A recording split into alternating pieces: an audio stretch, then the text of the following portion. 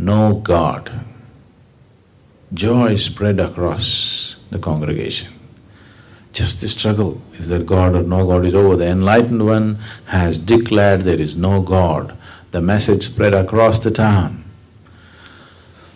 Through the day, celebrations happened. Just imagine the freedom of it. No God means nobody sitting up there keeping accounts of what you did and what you did not do to punish you, burn you in hell or do this or that. If you say, I do not know, the longing to know will arise within you.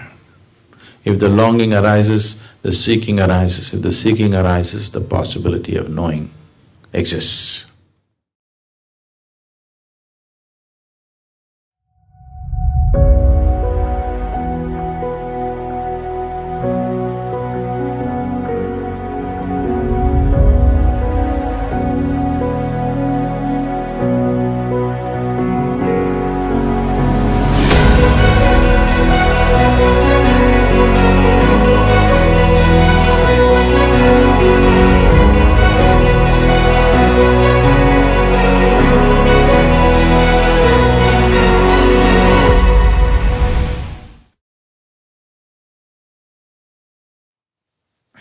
Once happened.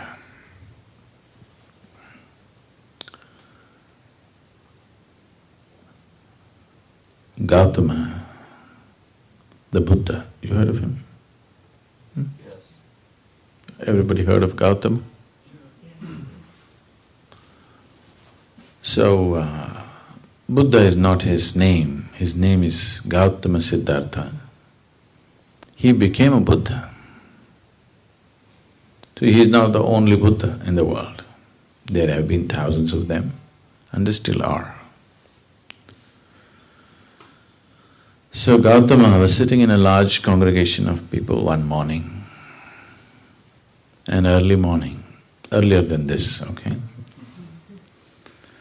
A man arrived and stood there in the shadows. This man is a great devotee. He is a devotee of Rama. You heard of Rama? Not Rami, Rama. Rama is one of the most popular deities in India.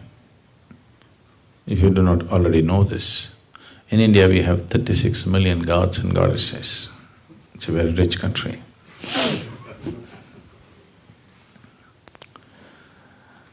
So, he is a great devotee of Rama.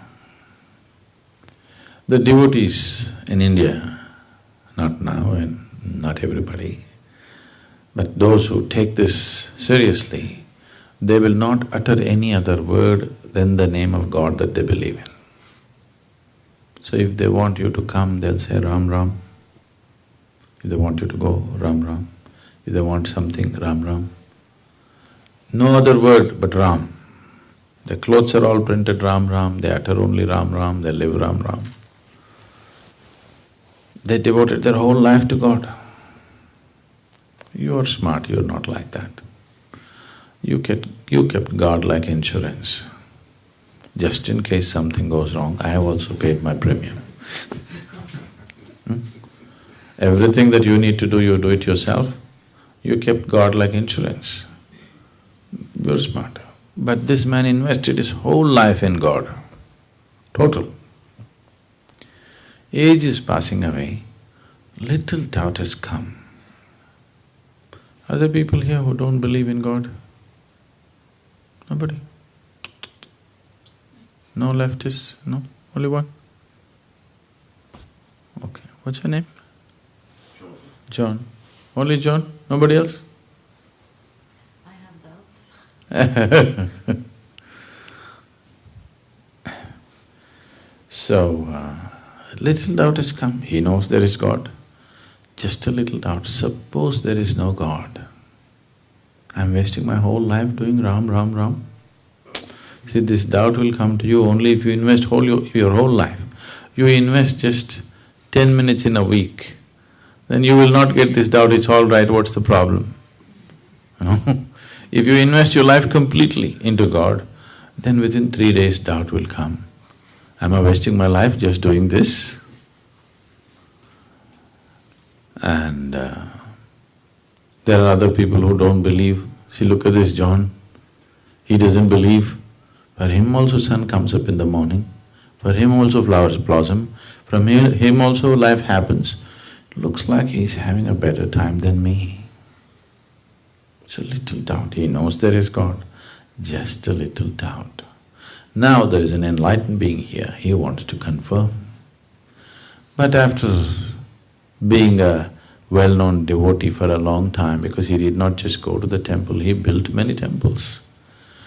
At this stage in his life, how to ask whether there is God or not now? So he came early morning, stood in the shadows there and asked this inevitable question, is there God? Gautama looked at the man and gave a clear, emphatic no. Here this large congregation of disciples, this has always been a struggle in their mind, is there God or no God, is there God or no God? Oof, one big relief. Whenever they ask such a question to Gautama, he just becomes silent, he doesn't say anything. For the first time he gave a clear answer, no God. Joy spread across the congregation. Just the struggle, is there God or no God, is over. The enlightened one has declared there is no God. The message spread across the town. Through the day, celebrations happened because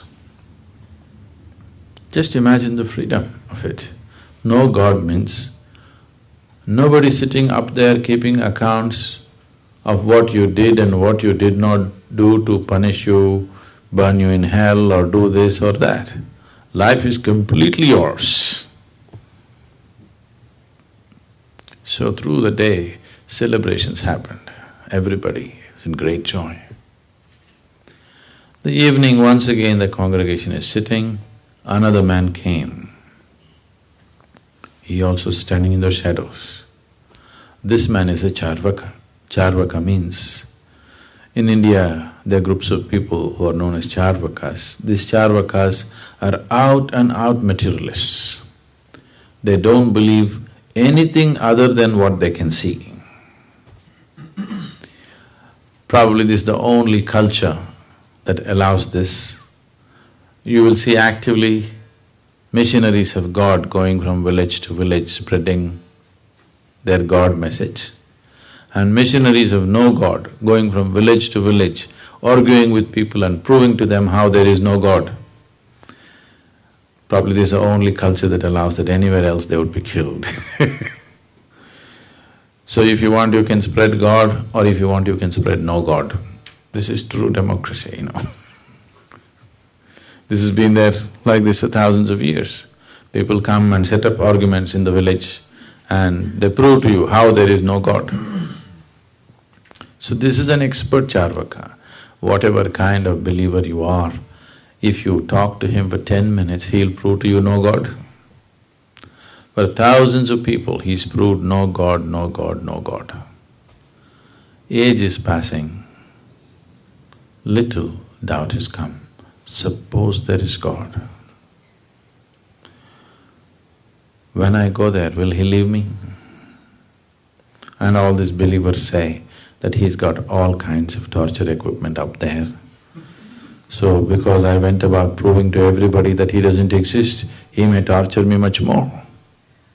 He knows there is no God. He's proved to thousands of people there is no God. Just a little doubt.